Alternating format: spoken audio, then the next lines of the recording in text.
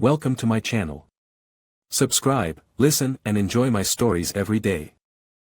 The sound of the home phone piercing through the quiet of our living room was unexpected and unwelcome. I had been mindlessly flicking through the channels, not quite ready to settle into the stillness of the evening. When I answered, a coarse, unfamiliar voice on the other end asked, "Why are you so desperate to keep her? She chose me a long time ago."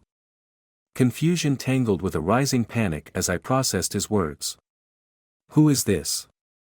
I demanded, my grip tightening around the phone.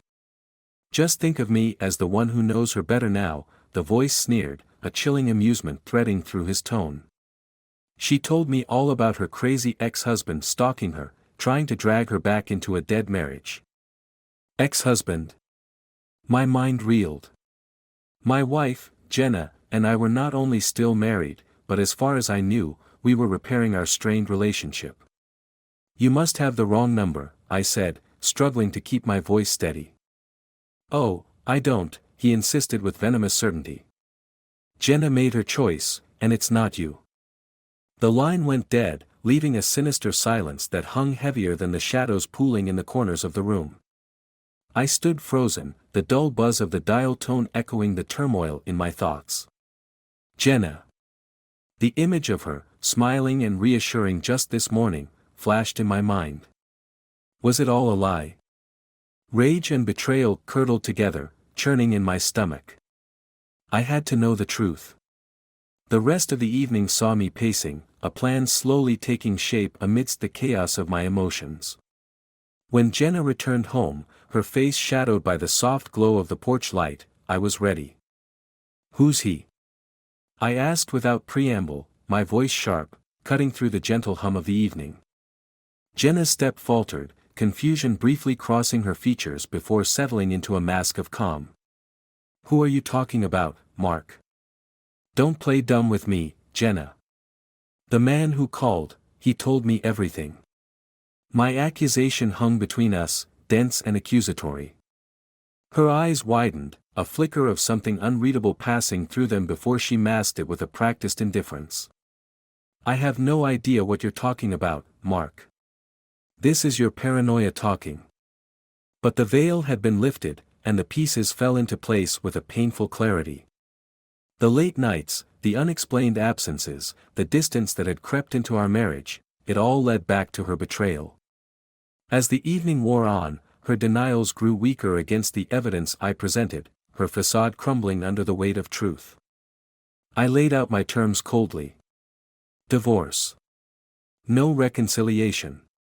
No further discussion. Jenna's pleas met my deaf ears.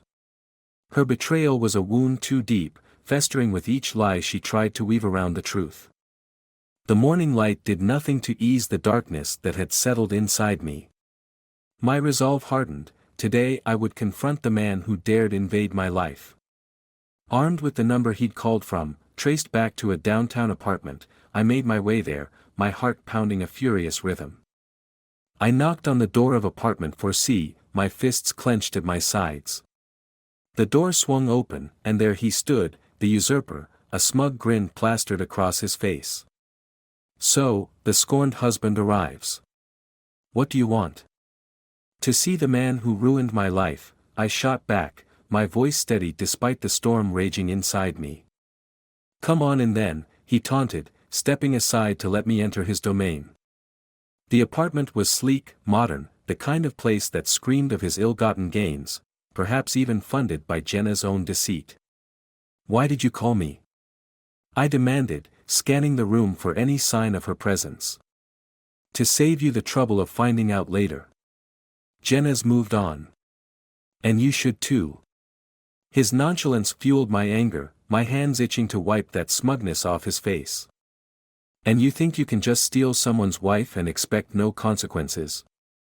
My voice rose, a sharp edge slicing through the tense air. He laughed, a sound that echoed mockingly around the room. "She came to me, pal. Maybe instead of plotting revenge, you should wonder why."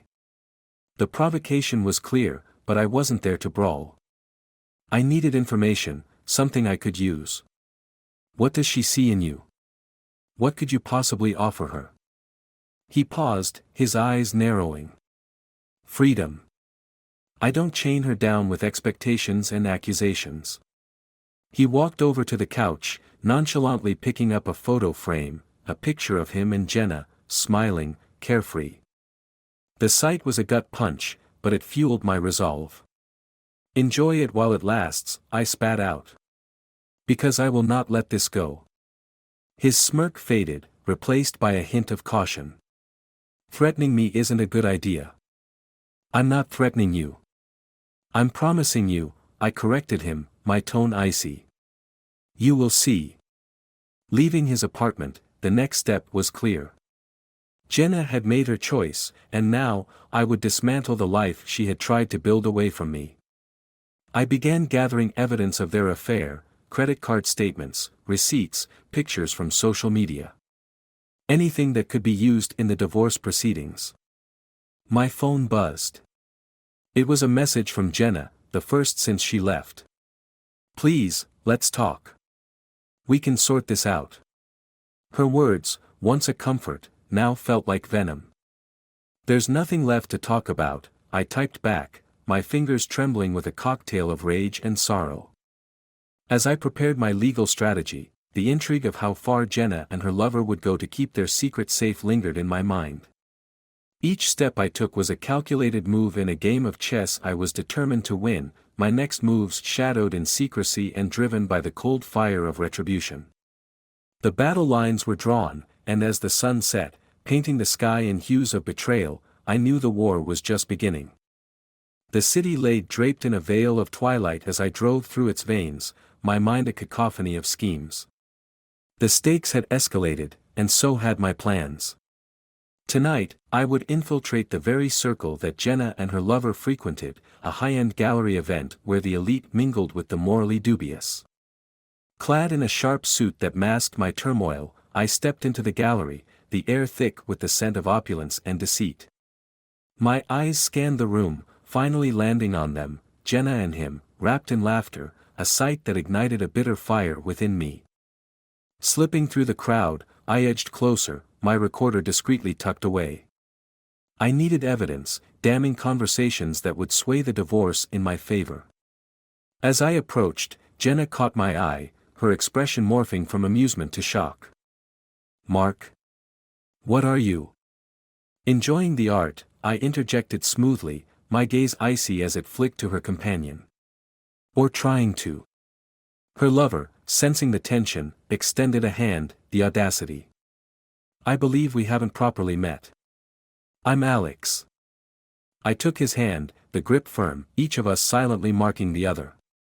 I know who you are. Jenna intervened, her voice a whisper of desperation. Can we talk outside? Reluctantly, I followed her to the balcony, the night air a sharp contrast to the stifled atmosphere inside. Why are you here, Mark? To see where my money's been going. These events aren't cheap. My words were deliberate, the underlying accusation unmistakable. She flinched, then recovered. I used my own money for this. Money from our joint account? I challenged. Her silence was all the confirmation I needed. Look, Mark, I made a mistake, Jenna pleaded, her eyes searching mine for a sliver of forgiveness. Mistakes can be forgiven, Jenna. Betrayal is a choice. My voice was steel, my stance unyielding. Behind us, the murmur of the crowd continued, a backdrop to our fractured tale. What do you want from me? She asked, her voice breaking. Justice, I said simply. And the truth, out in the open. I left her standing there, the chill of the night less biting than our exchange. Back inside, I mingled, the recorder catching snippets of conversation, talk of Jenna and Alex's escapades, their careless flaunting of their affair. Hours later, armed with my evidence, I drove away from the gallery, a plan forming. The legal gears were already turning, but my revenge needed a public stage. I contacted a well-known blogger, an old college friend who now thrived on the scandals of the high and mighty. We need to talk. I have a story for you, one that'll blow up big. My words were a hook, and she bit, intrigued. "Send me what you have," she said, the excitement in her voice a mirror to my resolve. As the city lights streaked past, a grim satisfaction settled over me. The public fallout would be catastrophic, a ruinous spectacle for Jenna and Alex's pristine reputations. My revenge would be served cold and hard, the consequences of their choices laid bare for all to see. The game was far from over, but as I parked outside my darkened home, the first crack in their armor had been chiseled. The intrigue of how they would scramble in the face of impending exposure was a dark delight. Retribution was in motion, unstoppable and fierce. The dawn was bleak, matching the storm brewing within me as I prepared for the final act of my vengeance.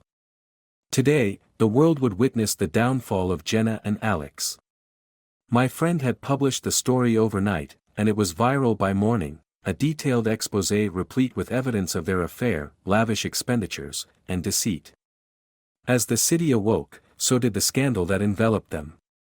I watched from the shadows of my car, parked across from Alex's apartment, as reporters swarmed the building. Jenna, who had stayed overnight, was trapped inside, her secret life blown open. Their faces, when they finally emerged, were masks of shock and humiliation, the flash of cameras immortalizing their disgrace. But this was just the beginning of their torment. Driving away, I headed to the next phase of my plan, Jenna's workplace. As a respected professional, her career was her sanctuary. I had arranged for a delivery to her office, a package containing copies of the blog post, credit card statements, and a timeline of her lies. By the time she arrived, her co-workers were digesting the reality of her duplicity. I waited for her in the lobby, a confrontation inevitable. As she rushed in, her eyes wild and desperate, she spotted me, her expression turning to one of dread. "Mark. This isn't what I." "Save it, Jenna. Everyone knows who you really are now," I cut her off, my voice loud enough for the gathered onlookers. "How does betrayal feel?" Her face crumpled, the public exposure a knife to her composure. She tried to speak, but the murmurs of her colleagues drowned her out, their stares like daggers. I left her there, a pariah in her own realm, and moved to my final act. Alex's workplace was next. He was a broker, and his reputation was his currency. I had sent the same damning package to his office, and by the time I arrived, he was standing outside, suspended indefinitely, his career in ruins. "You." Alex confronted me as I approached, his face contorted with rage. "You've destroyed everything." "You did that yourself when you chose to betray me," I retorted, my gaze steely. "I just showcased your true character to the world." He lunged at me, fists flying, but I was ready. Dodging his blows, I pushed him back, sending him sprawling onto the sidewalk. "This is the price of deceit," I stated coldly as he looked up at me, defeated and broken. As the sun set on the city stained by their scandal, I watched from afar as Jenna and Alex, now shunned by their peers, met secretly in a desperate attempt to salvage what was left of their lives together. Their conversation was heated, their gestures frantic. But the trust between them had eroded, their partnership tainted by public shame and mutual blame. Finally, Jenna turned to leave, her steps heavy. Alex called out to her, but she didn't turn back. They parted ways, their love as shattered as their reputations. In the end, I stood alone, the orchestrator of their undoing. The revenge was complete, but the victory was hollow. The satisfaction of their suffering did little to heal the betrayal that haunted me. As I turned away, a new resolve formed within me. It was time to rebuild, to find peace beyond the shadows of vengeance. The deception and the players who reveled in it were behind me, and ahead lay a path, unburdened by the past, ready for the steps of a changed man.